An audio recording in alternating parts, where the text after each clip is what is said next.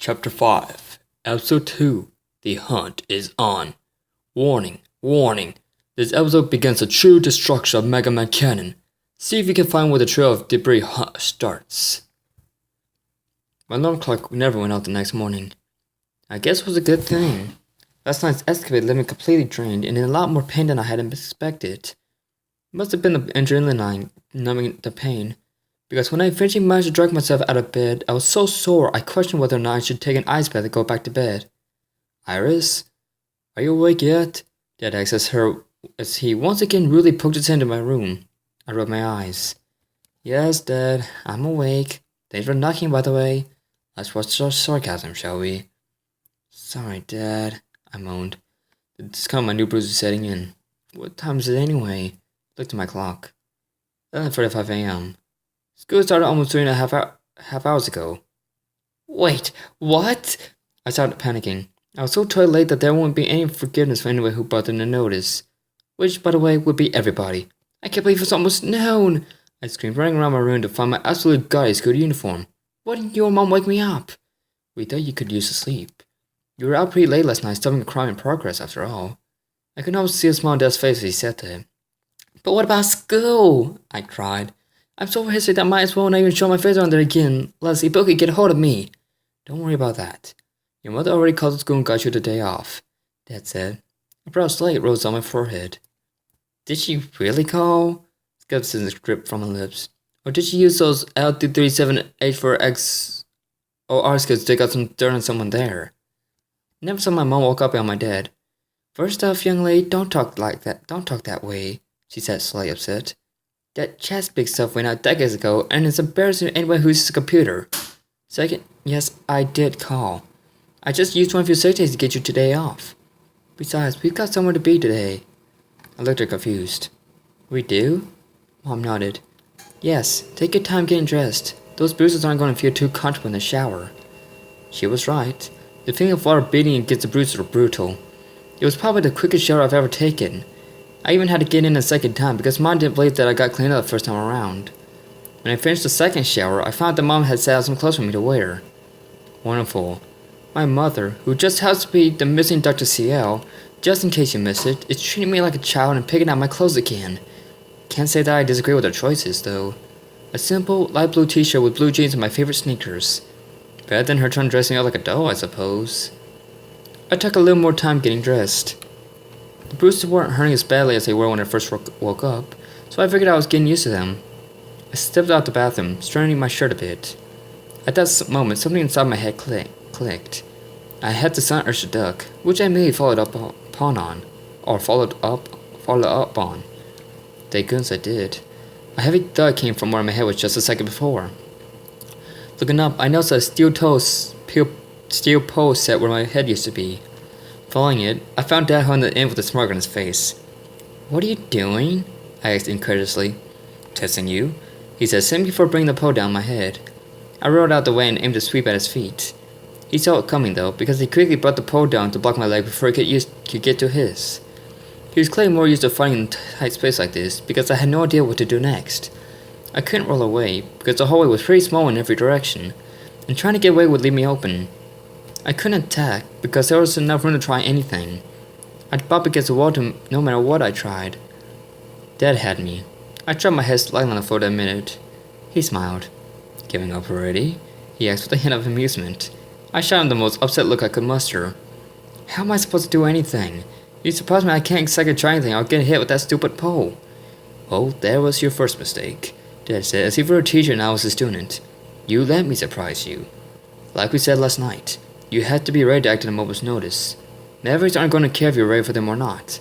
They'll just attack whenever they please, and you have to be ready to stop them at any time. And what was my second mistake exactly? Dad smiled widened a bit. Where you are right now. You've got to be ready to fight in any conditions. I would have figured out a way to get out of the stage where you're in a long time ago. Yeah, I said an indignant huff as I picked myself up off the ground. Well, you've had years to practice with this kind of thing. I'm still new at this. I just barely captured my first Maverick last night, for crap's sake. It might take a moment to walk into the hallway. Actually, as it turns out, none of those thieves were Mavericks. Just petty criminals who were really only planning on messing with the city's traffic control system. It was just supposed to be a harmless joke to them. More hacking, Mom? I asked.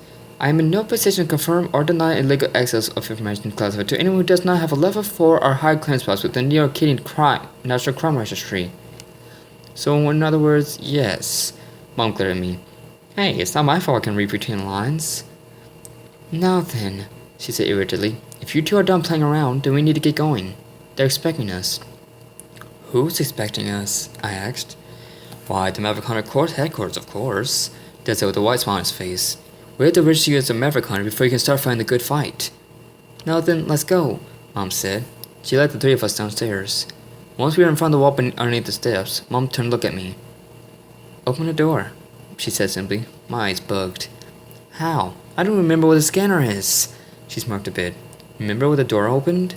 I thought about it for a moment, trying to remember where exactly the door was. I stepped in front of the wall where I thought it was last night. I think it was somewhere around here, I said to myself. I looked around, trying to find something that could tell me if I was right or wrong. I could tell Mom and Dad were watching me, though whether or not they were being patient was a bit different matter. My eyes went over the wall in front of me dozens of times, but I couldn't find anything out of place. Part of being a Maverick Hunter is having the ability to play detective whenever the situation calls for it, Dad said after a couple of minutes. It was what I was expecting him to say, since I figured he'd have run out of patience by now. As a hunter, you have to focus all of your attention to the task at hand. You can't lose sight of your objective. My eyes kept running off the wall. I couldn't find anything. Remember that you have 5 senses, Iris, Mom said this time. I felt like they were both encouraging me, which I liked. Better than being rushed. You have to use more than one, maybe all of them, in order to complete your task. 5 senses. Right. How's that supposed to help? Let me see. Sight? I couldn't see anything that would help. Everything blended in too well for me to pick out what I was looking for. Smell? Nothing was off. There wasn't any sort of scent I could find. Taste? I don't think so. I'm not about to start licking the walls just to try and find something. Hearing? The only thing I could hear was my own breathing and... Wait. What's that? It sounded like there was something blowing lightly from the other side of the wall. I pressed my ear up against it just to make sure. Yep, there it was. Not only could I hear it, but I could tell there was a bit of air coming through because it was gently blowing on my ear. That meant that I was near an edge. I placed my finger on the wall before my ear was and took a step back. The door's right here, I said to myself again, which means that the fingerprint scanner has to be somewhere around here. I started trailing my finger along the wall to the right. Now was a good time to use my last sense. All the paint felt the same.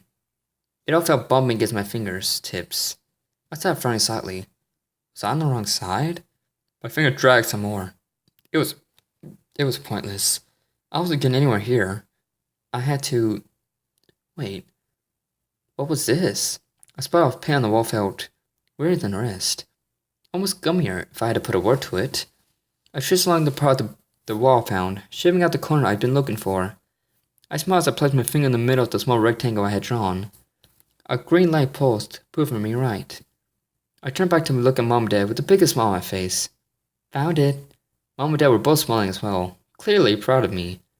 Very good, Mom said. The secret door slid open, revealing the secret stairs that led to our secret base. Secretly. The three of us made our way down, with me in the lead this time. Once we made it to the bottom, I activated the lights, which I figured out also activated every machine in the room. Mom made her way to the nearest computer and started typing away.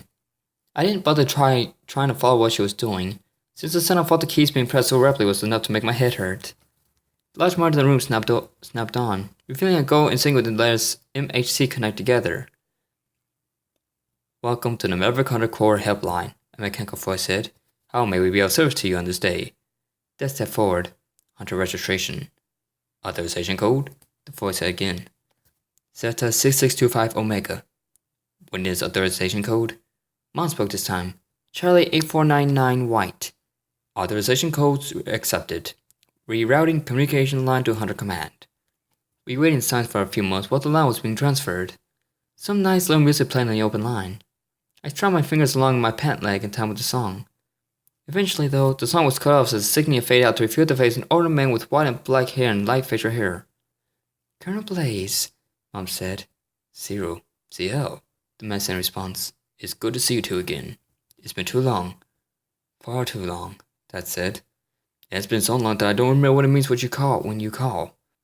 Was this a hit by you want to reach a new Maverick Hunter? Yep, Mom nodded. We've got a live one for you. Ready to go whenever you're ready for her. Colonel blazed an eyebrow.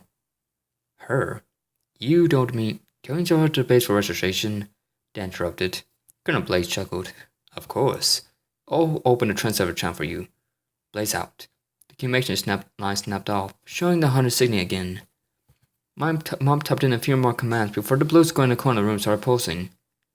We're connected, Mom said. She stood up. Let's go. The three of us all walked out to the transserver.